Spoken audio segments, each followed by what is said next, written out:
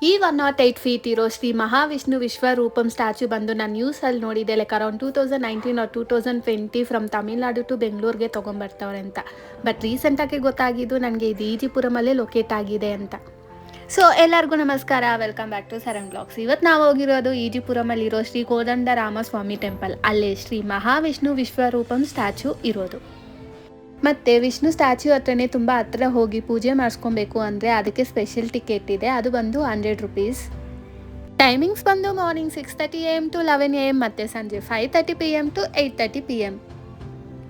ಮತ್ತು ಅಲ್ಲಿ ಪ್ರಸಾದ ಕೊಡ್ತಿದ್ರು. ಯಾವುದೇ ದೇವಸ್ಥಾನದಲ್ಲಿ ಪ್ರಸಾದ ಕೊಡ್ತವ್ರೆ ಅಂದರೆ ಅದು ಮಾತ್ರ ತೊಗೊಂಡಿರೋ ಹೋಗೋದೇ ಇಲ್ಲ, ಬಿಕಾಸ್ ಪ್ರಸಾದಕ್ಕೋಸ್ಕರನೇ ಸಮ್ಟೈಮ್ಸ್ ಟೆಂಪಲ್ಗೆ ಹೋಗೋರು ಇರ್ತಾರಲ್ಲ, ಅದರಲ್ಲೂ ನಾನು ಒಬ್ಳು.